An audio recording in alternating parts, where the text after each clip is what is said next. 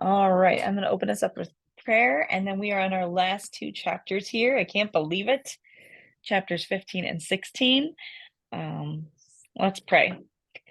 Heavenly Father, I thank you so much for Jesus, who died on the cross for us, Lord, and rose from the grave. I thank you for this past weekend, all of the victories and praises that were just shared.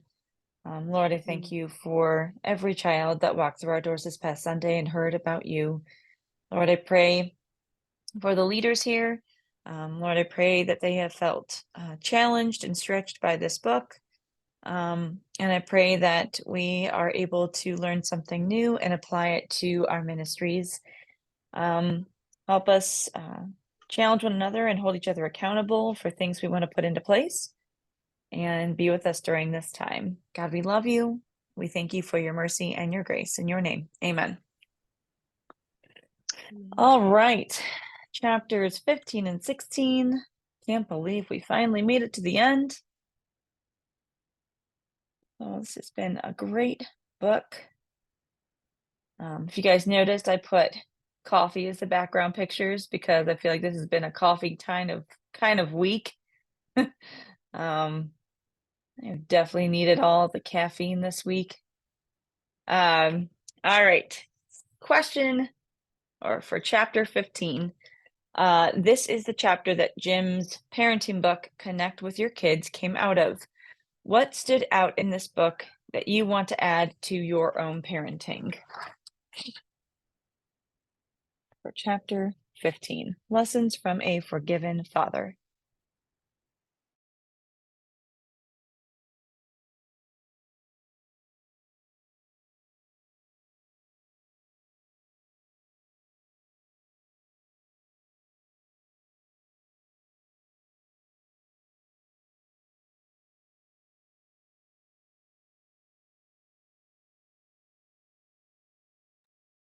Just trying to find it. There's a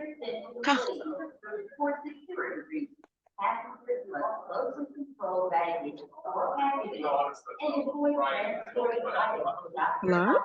I think that this is Stacy. I don't have the video on. I'm at the airport.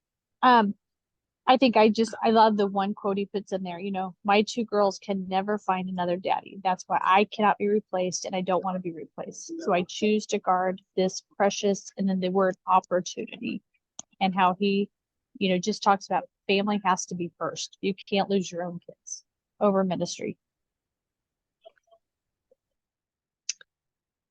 Yeah, there's another quote I like from him too. I was just trying to find it. It was, "You can't build your ministry on the ashes of your family."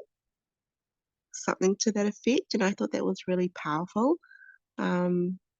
Because yeah, so often we get busy with life, with ministry and that, and family is something that's always there. We come home to family, and we can take them for granted. So just being deliberate and purposeful, and bringing nourishment to them as well by being there for them and just being a part of their lives, I suppose, which is, yeah, I found that a really powerful thing.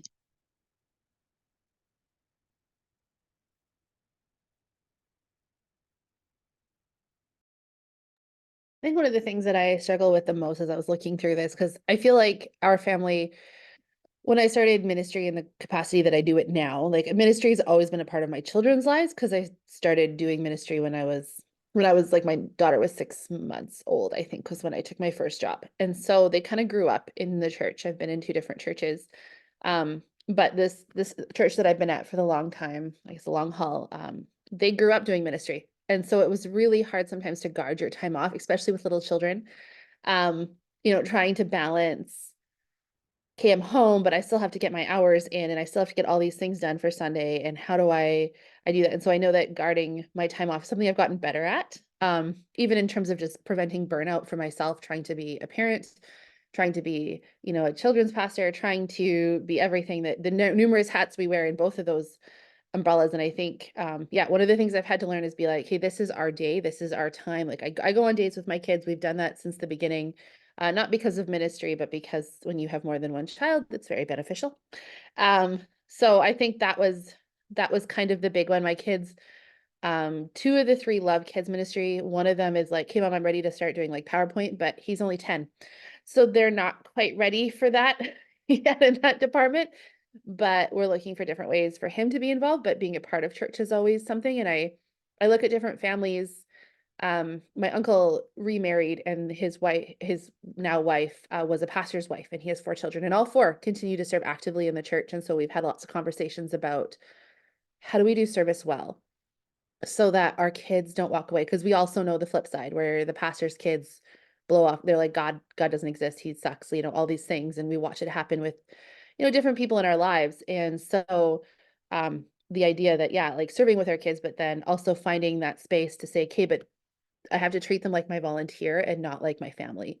In the sense that if my volunteer is like, I'm stressed, I don't go, oh, well, you have to show up and serve. I'm like, oh, okay, that's, we're going to work on that. And I have to do the same thing with my kids. My husband did the same thing. He actually pulled out of all ministry because he was like, I'm burnt out, and had to respect that. It was, finding that boundary. And sometimes I think our churches just assume that our spouses and our kids will cover that, like will fill in and cover that. And so creating those boundaries has been so essential as well in our family.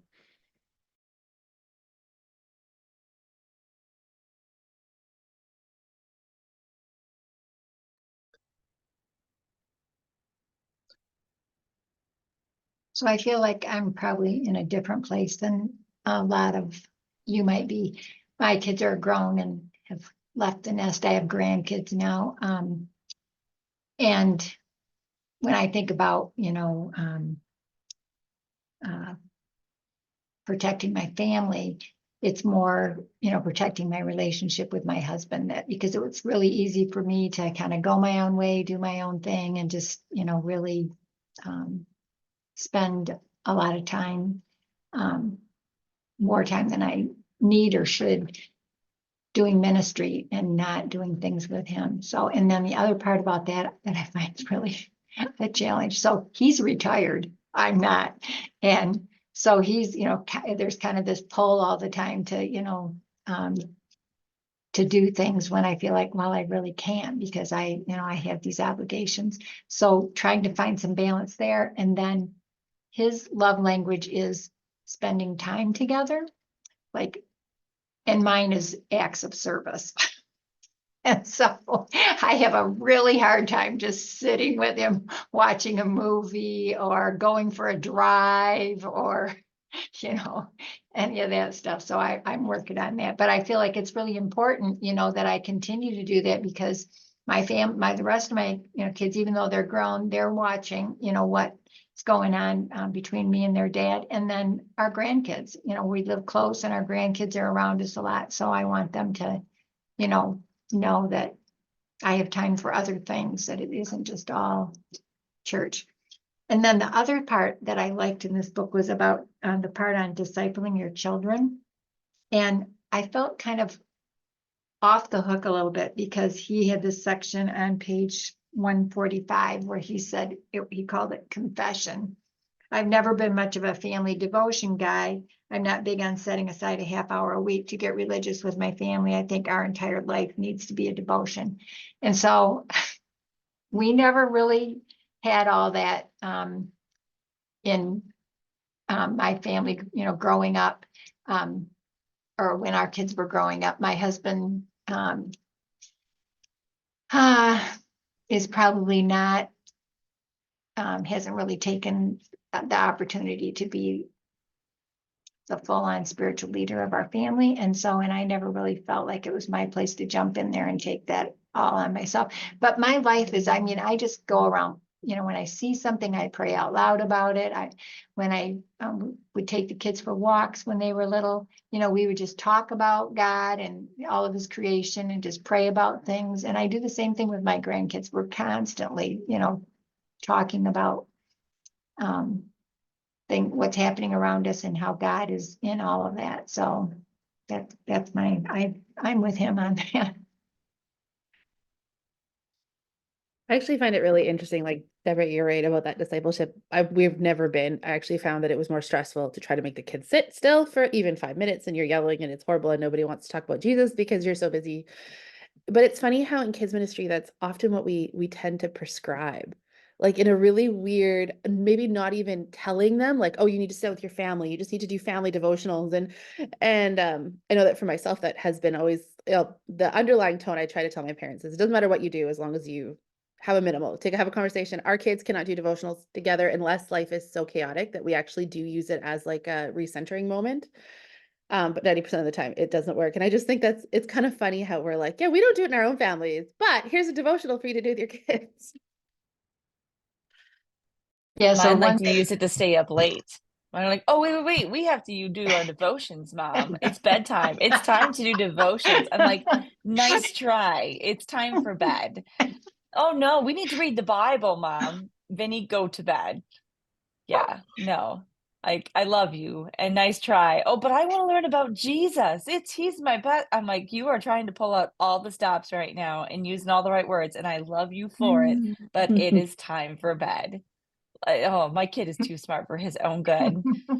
But I want to learn about Jesus. I'm like, you have not said anything all day about Jesus until it is time for bed. That's funny. Yeah. We like occasionally do family of devotionals, like our curriculum with Go has a video you can watch at home, and we'll do that like once a week. Mm. And that's like a good resource for us because it's a video and kids love videos and they'll sit to watch that. So we'll do something like that. But like outside of that, we'll occasionally read from like our Action Bible. That's been our kind of go-to Mm. devotional. One thing I really there's this chapter, I mean, a lot of his stuff spoke to me, but like I don't sacrifice my family per se, but I don't do a good job at making them number two, like God first, Mm. then family. My events take over everything, and I really need to be better about it. And I am, because now I have an assistant, which is going to help me. Mm. But it's so hard, and I know this is a horrible excuse, and I'm working on it. But it's hard when you know you have this expectation for yourself, and you want to do all the things, and you want to do them right. And so you do it, right? Because it's part of your job and you have this expectation for yourself. And so you want to do a good job. And I know, horrible excuse, and I don't want to sacrifice my family at all for it. So I 100% am trying to work on it because I really like what I tend to do is when I come home from work, when my kids are awake, like I don't do work during that time. Like, but then what I do is I stay up wicked late, like I put them to bed and then I'm working obscene late hours and then I wake up and I'm super crabby. So they don't get a good side of me. You know what I mean? Like then I'm super crabby mom who's then trying to work more hours. So working on that balance is what I'm going to be working on. But one thing on top of that is like the date nights. My husband and I rarely ever go out on date nights. And I think that is like really important to do or to do better. Because we never get time alone. You know, you're always with your kids and family date nights are good and whatnot, but like to get alone time with your husband is just it's needed because you know kids interrupt your conversations all the time. You can never have a serious conversation or just a oh, you know, how are you conversation, you know, like it is just so needed. And um yeah, like we finally had an alone conversation the other night and I found out that my husband's like office is getting moved and poor guy is getting moved into the basement of his hospital building. And I'm like, oh, that so stinks. Like, you know, and he's like, yeah, I've been moving for the past 3 weeks. Past 3 weeks? I didn't know that, you know, but it's just life has been so busy. We haven't had a chance to talk, just us. So yeah, I think date nights for stuff like that where we can actually have conversations would be super important and healthy and beneficial. One of the things that we found that really worked, because all three of our kids go to school, is either on my day off or both of our lunch hours, we actually make like an intentional dinner, lunch, there we go, where we'll both go to hang out. Because yeah, we're blessed that we have grandparents who will take our kids once a month, but once a month doesn't, I don't know if you guys are like us, we forget what we're supposed to be talking about. You forget about that list of 10 million things. You're like, I'm gonna talk to him about that. And 6 weeks go by and you forgot entirely that you're supposed to do that. So we just found lunch dates are actually a really awesome way to keep that connection because you are uninterrupted, especially if your kids if you have daycare or whatever, they're gone, then you can still, provided you are lucky enough to work in a drivable vicinity, and you can pick your own lunch hours. But usually in ministry, we get that benefit of being like, I'm taking a lunch hour, whether it's 10 o'clock or 2 o'clock.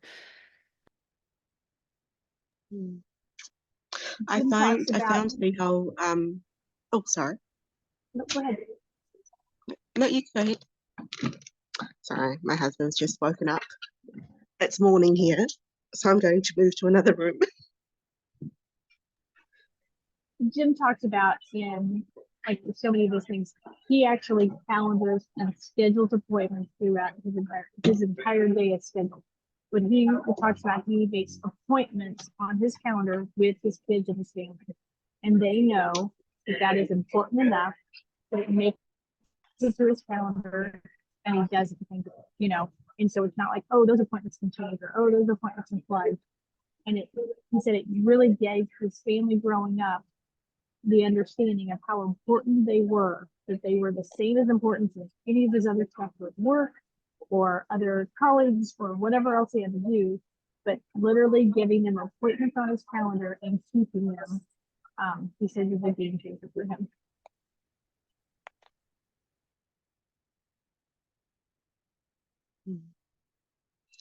Yeah, I was going to say that scheduling is something that I think he talks about it in this chapter, but just scheduling in time for all this to happen as a tip, and I think that that's for me something that I really need to put into my day is scheduling.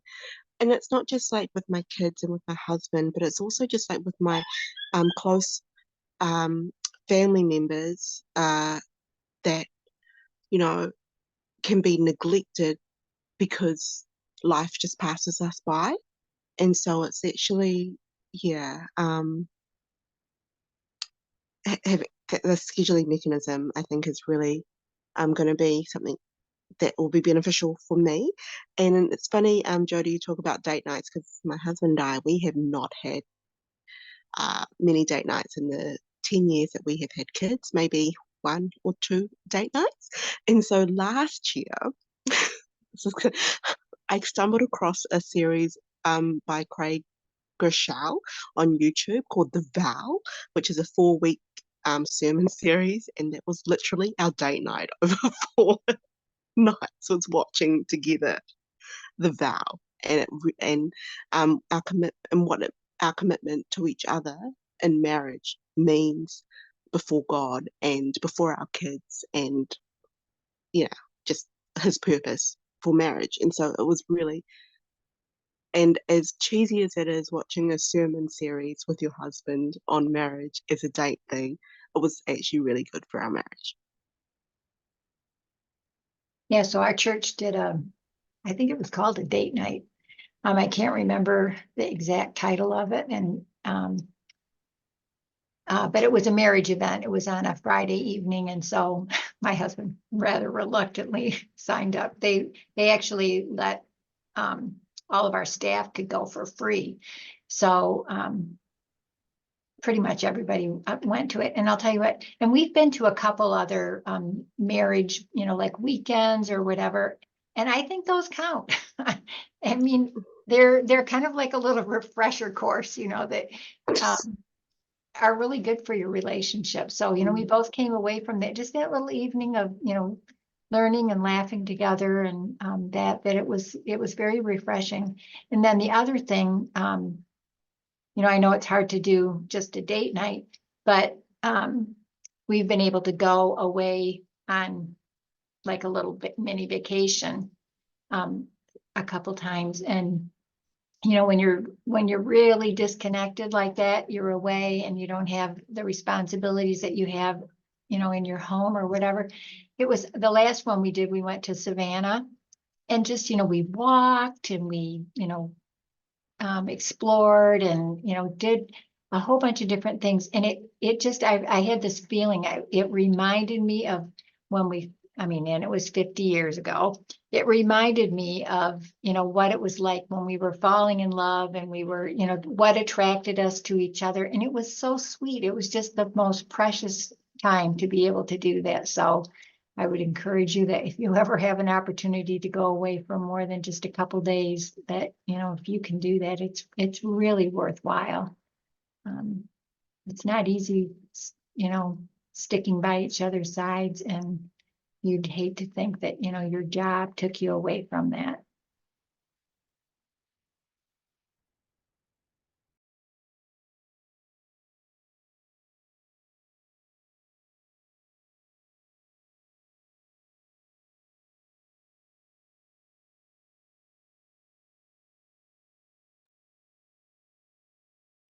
I would say for me,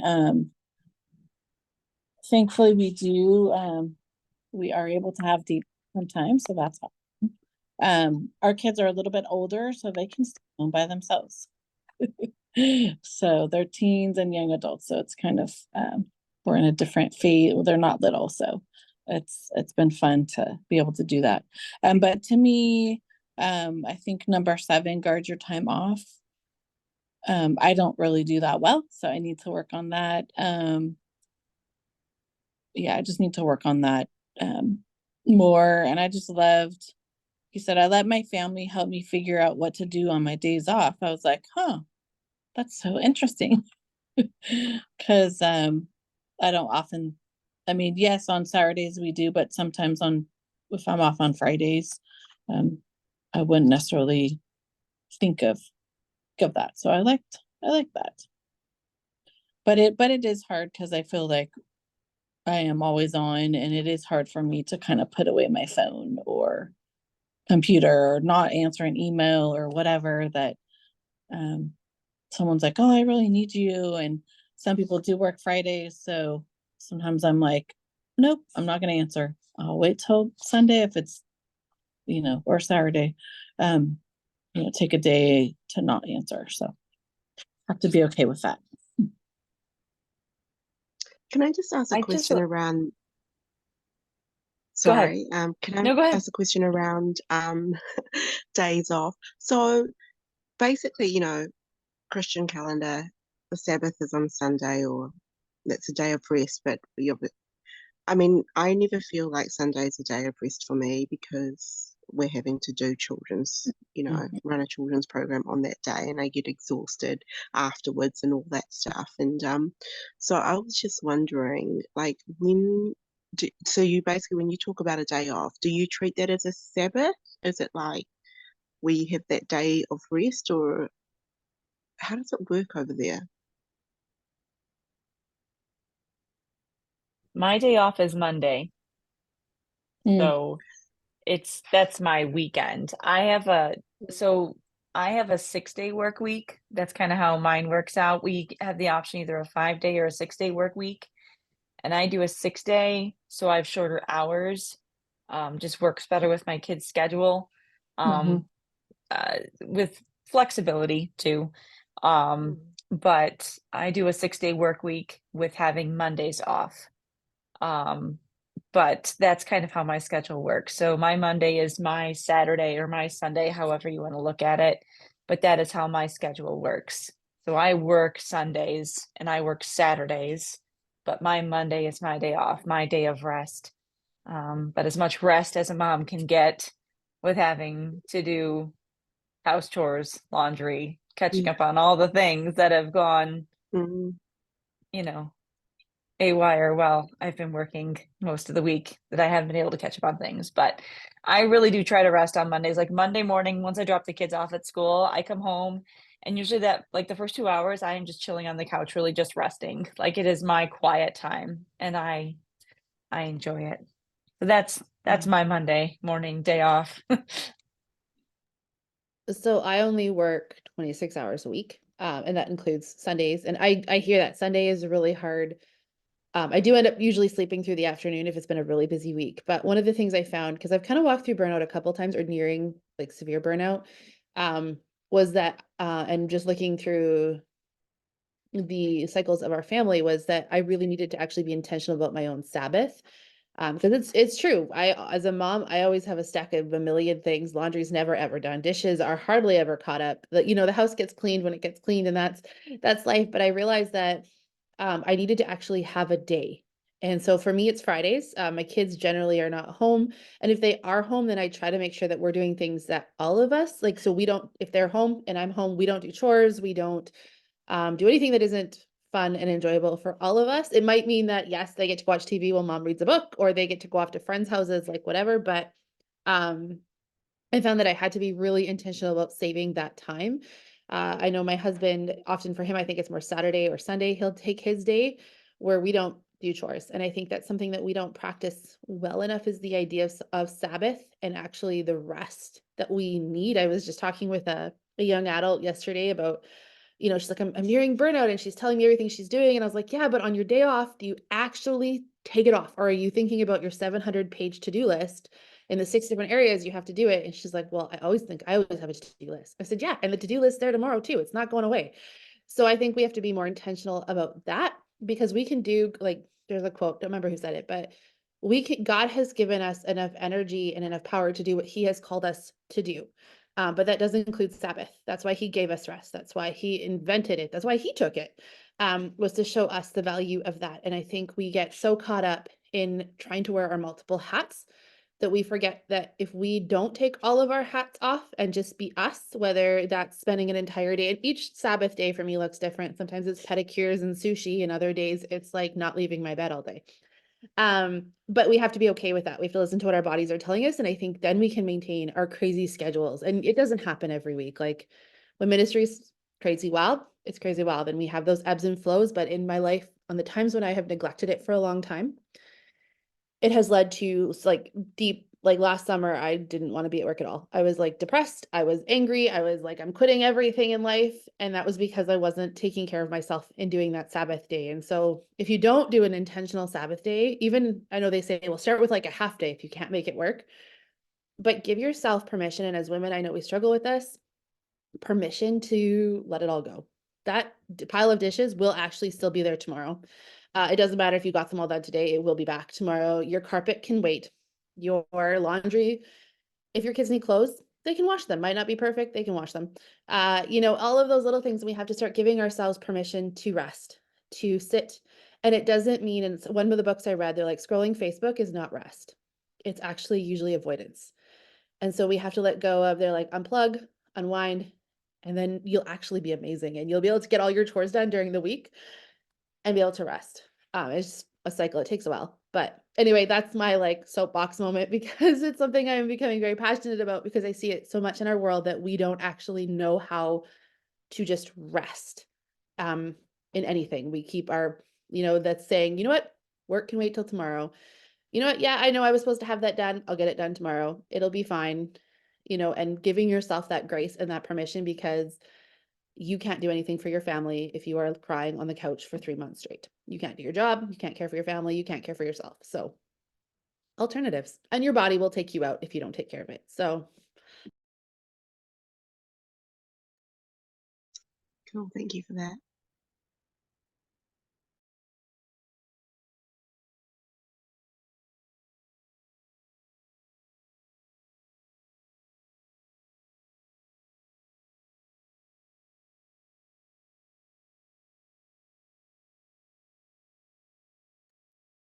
All right, we got to move on to chapter 16.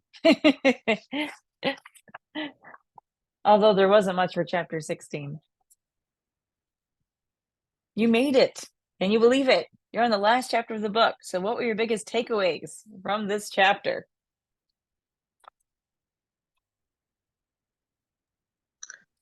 Was that the chapter that he talks about his lessons that he'd learned, or the Yes. mistakes that he'd done? Is it, Lessons he learned the one hard of the way. stories that he uses in there is about the boy with the glass eye. I know. I was like, oh wow. I just can imagine the look on the children's faces.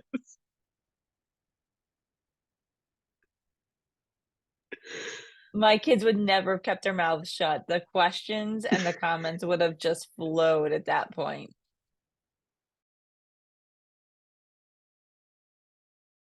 So one thing that's been hard for me, I mean, it's just hard because of who I am, but it's been extra hard because when we started the church in 2007, I was kind of the person that did everything. I was our senior pastor's executive assistant. You know, we were just establishing the church. And so, you know, I was helping figuring out ordering, you know, tables and chairs and all kinds of crazy things on top of doing children's ministry. And so I was basically a one-person show in all of those departments. So it's been hard for me, but it's been good for me to, you know, kind of assess where I am in my responsibilities as they've grown, you know, with the number of people that attend here and all of that. So now I don't do anything in the front office. I'm just children's ministry. And I actually have 2 part-time staff that work with me. And that's been like the best thing because it does help me delegate things to someone else that I can trust and I know they'll be there. So I can actually take time away a lot easier. But it's also been hard for me because, you know, I have a way that I like things done and my expectations are really high. I've been known, as people have called me a perfectionist, and that's probably an understatement. So yeah, so it's been hard for me to kind of let it go a little bit. And one of our assistants, her title is the early childhood assistant.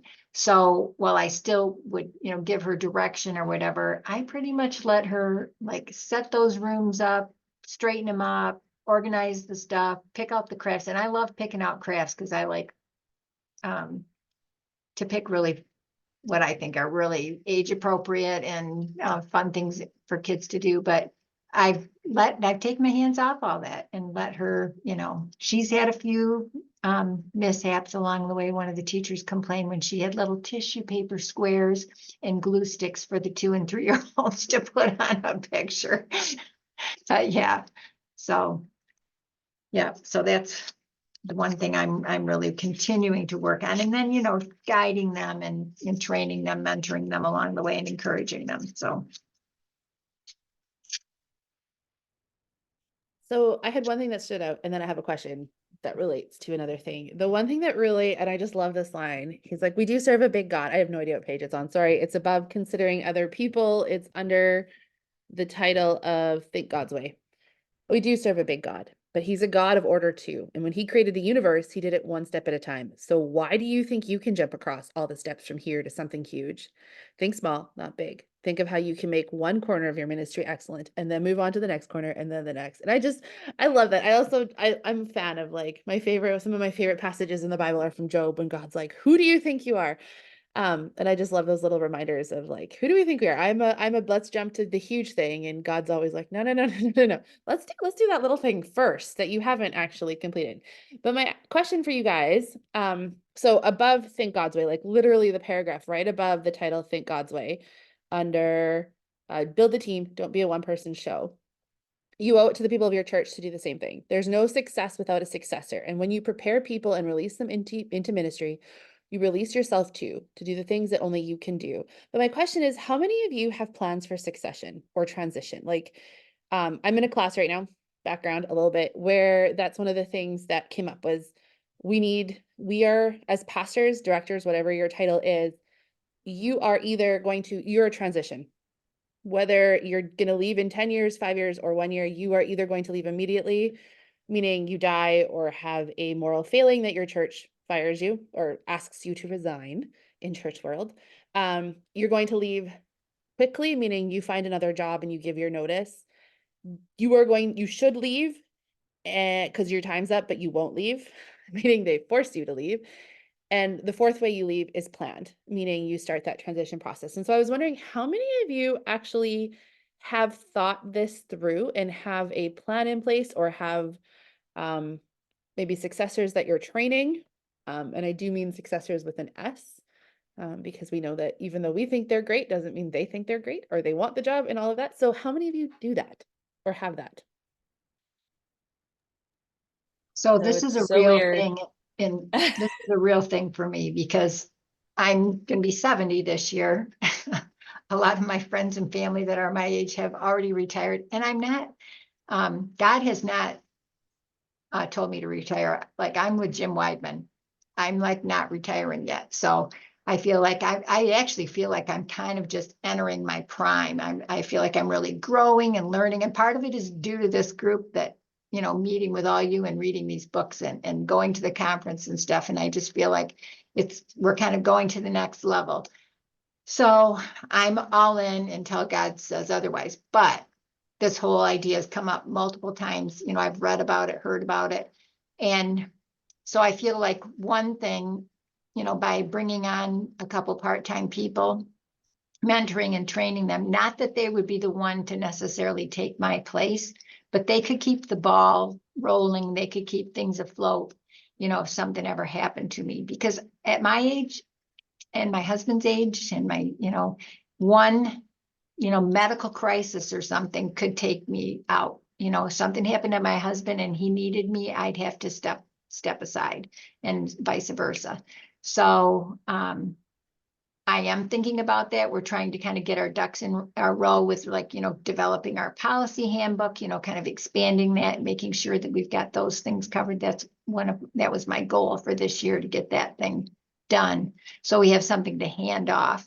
And, you know, we're developing some systems that we're going to be like a training plan for our volunteers, that we're going to be able to just keep that rolling. Next year, we can just roll right through it again with our volunteers. So those kind of things. And in the back of my head, I have someone I know that I think could excel in this position that I have.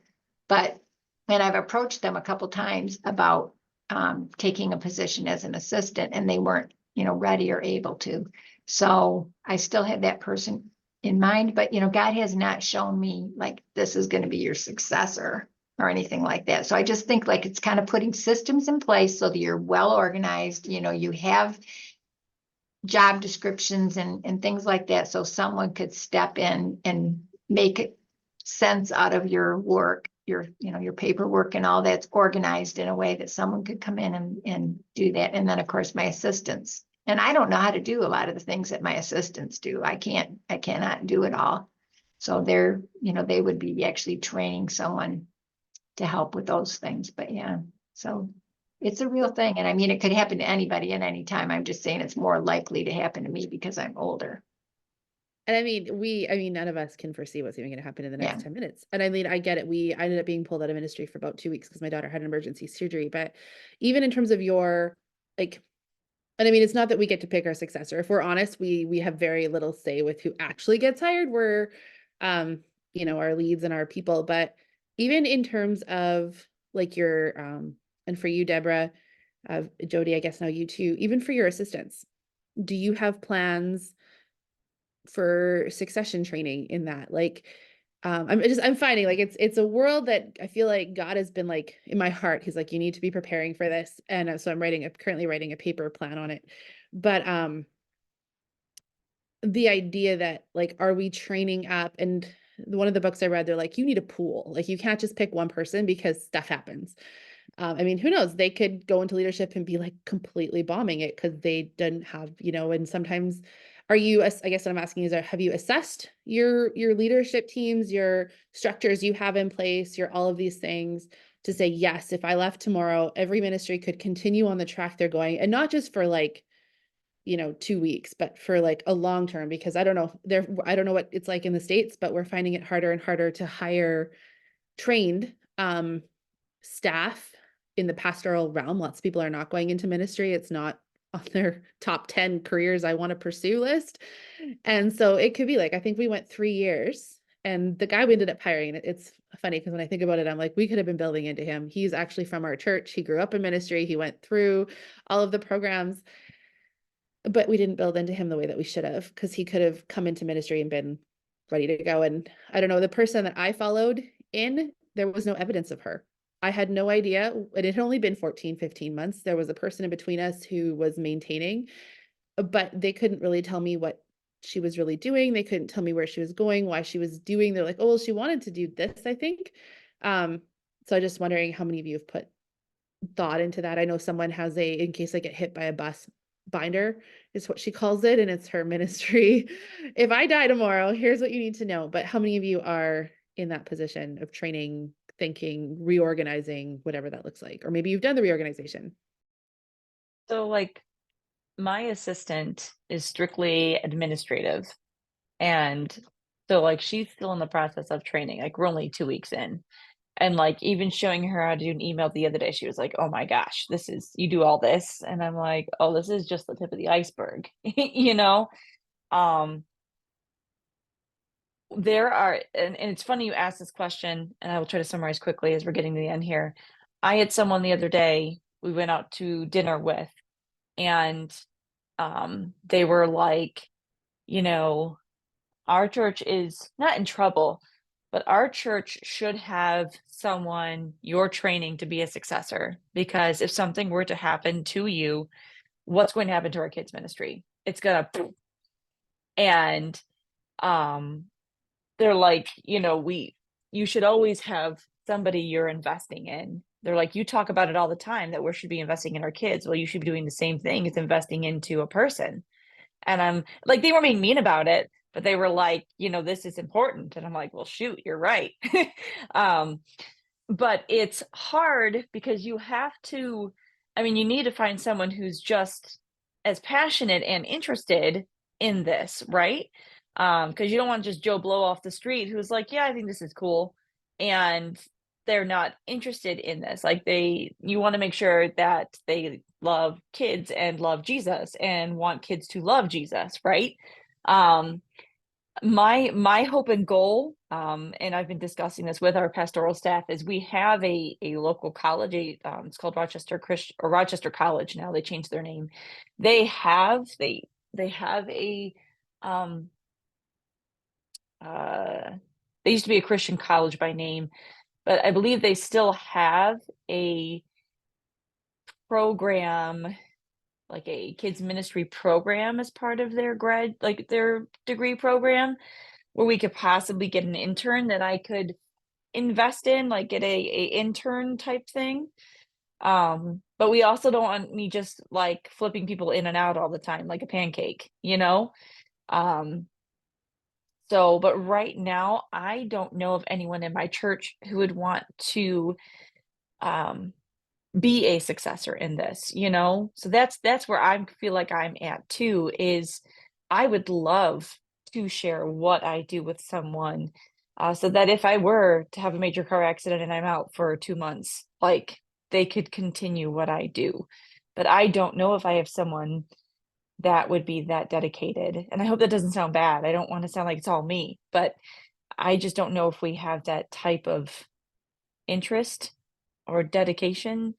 I have an amazing core team of leaders that I work with, but they're all full-time moms and full-time workers, and they're amazing. They help and fill in my holes, and they will help me when I'm sick on a Sunday. But I don't know if they would be able to take on 8 weeks worth of work of what I do either. So um, I think I would love to have someone I could invest in to be a successor. I think that is a much needed thing for sure. But I Well, and don't I know if think I have that person. So I think like he talked about this a little bit because he talked about, like identifying people that, like the person that's really great at leading VBS and the person that's really good at this. And I think that sometimes we think we have to find someone who's going to do it all.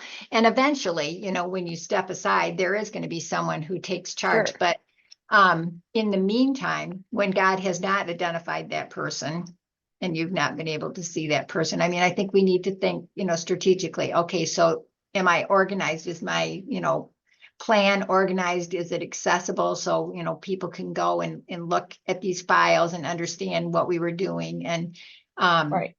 and have I trained my administrative assistant to, take care of all the details? And do I have someone who can, that's like the guru of VBS or whatever other programs that you have? And we're kind of in the process of all that because we're like seeing that this is important now. So I need to be looking at people and letting them take something and kind of, and it's almost like a tryout, Yeah. like we have a guy that's really invested in children's ministry, and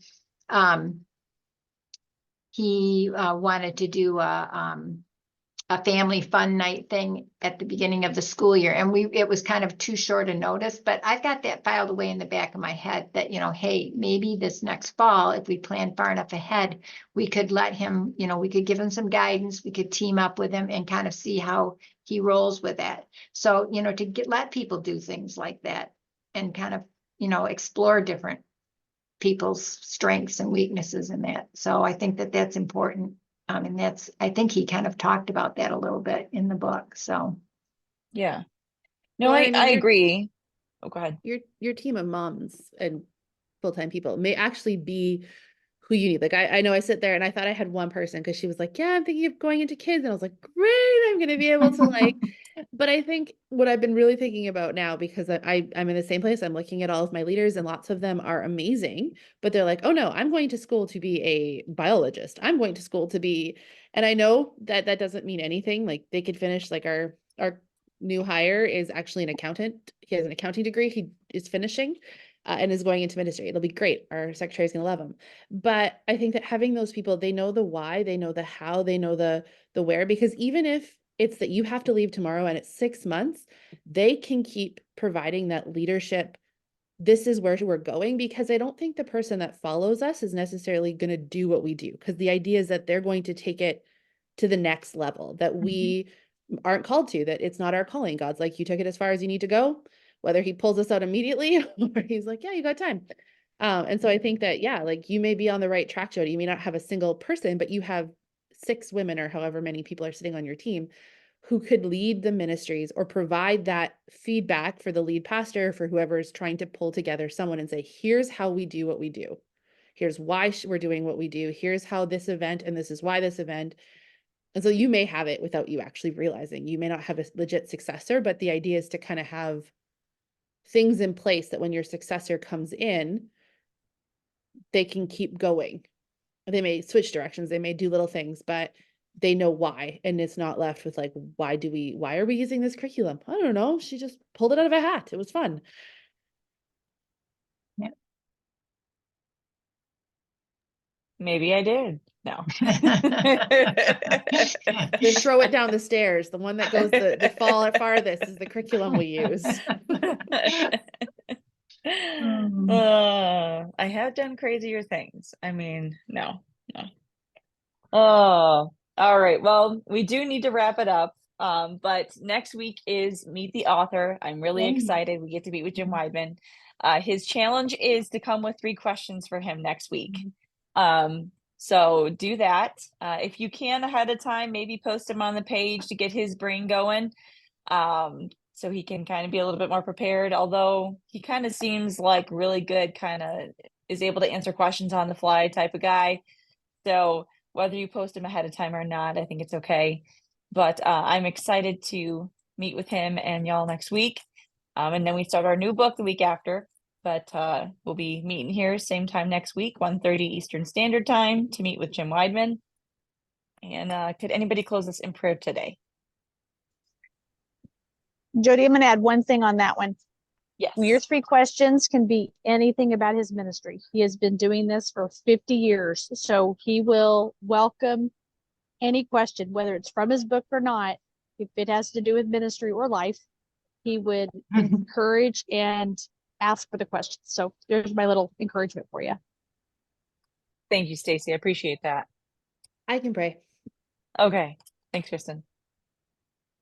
God, we thank you that you meet us in the midst of our struggles and our trials. And as we hear from Jim, the things that he learned to maybe do differently. And you know, God, that each of our ministries and in each of our journeys here, we have a list of those things. And we thank you that despite them, you've still called us, that you still use us, and that you have plans for us and our families. And I just pray for each of our families and our relationships within them, God, as it's a struggle to maintain work and life and marriage and kids and all of that, God. And I just pray that this week will be a time where we can build into those relationships, that we can maybe be more intentional with prioritizing the relationships that are of importance. We thank you that Easter went by so well. and the various things that we celebrate, the various things that we look back and think, maybe we should do that differently, God. We know that your hands were there. And we pray as we prepare for this upcoming week that you will continue to bless us and walk alongside us, that you will just speak and prepare our hearts and the children's hearts that are to come. We pray for our leaders who are also preparing, and that you will continue to prepare them for what they need on Sunday morning, giving them the wisdom, the guidance, the energy to tackle whatever's to come their way. We thank you for Jim and his book, and we pray these things in your name. Amen. Amen. Amen. All right, All right, bye. guys, have a wonderful week, and we'll see you next ladies. week. See See ya. ya. Bye.